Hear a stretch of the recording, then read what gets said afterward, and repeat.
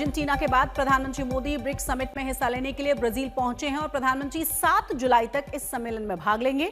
आपको यह भी बता दें कि पीएम मोदी का रियो डी जेनेरियो में अधिकारियों के साथ गर्मजोशी के साथ उनका स्वागत किया गया है। प्रधानमंत्री मोदी ने भारतीय समुदाय के साथ मुलाकात की है, लोगों के साथ फोटो खिंचवाए हैं। साथ ही साथ पीएम मोदी के स्वागत के लिए भारतीय समुदाय ने भव्य प्रस्तुति दी है। 4 तस्वीरें हम आपको दिखा रहे हैं।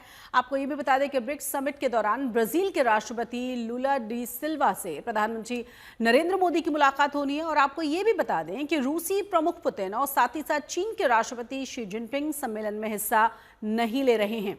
चीन और रूस ने अपने अपने प्रतिनिधियों को भेजा है। वहीं सम्मेलन के बाद 8 जुलाई को पीएम पहुंचेंगे ब्राजील की राजधानी ब्रसीलिया और द्विपक्षीय राजकीय यात्रा पर वो होंगे। उस वक्त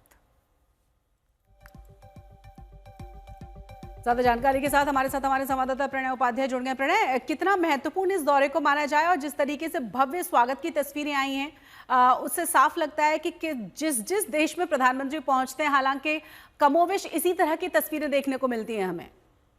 बिल्कुल ठीक कहा शशि आपने। प्रधानमंत्री के स्वागत की तस्वीरें महत्वपूर्ण तो होती ही हैं, क्योंकि आप देखें कि जिस तरीके से दुनिया के सबसे बड़ी आबादी वाले देश और दुनिया की 5वीं सबसे बड़ी अर्थव्यवस्था के प्रतिनिधि के तौर पर प्रधानमंत्री मोदी जब पहुंचते हैं तो उनका स्वागत स्वाभाविक रूप से भारतीय समुदाय के लोग जिस गर्मजोशी के साथ करते हुए नजर आते हैं, वो तस्वीरें अपने आप में दुनिया को ये बताने के लिए काफी होती हैं कि भारत की धमक क्या है और भारत का दबदबा इस समय क्या है।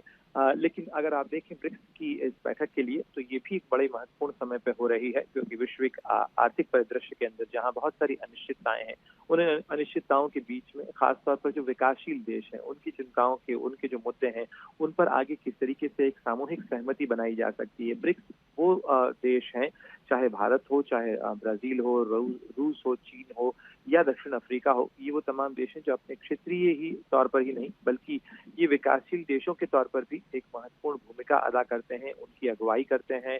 अपने अपने कॉन्टिनेंट के अंदर इनकी जो है ये उपमहाद्वीपीय इलाके के अंदर इनकी अपनी अहमियत है।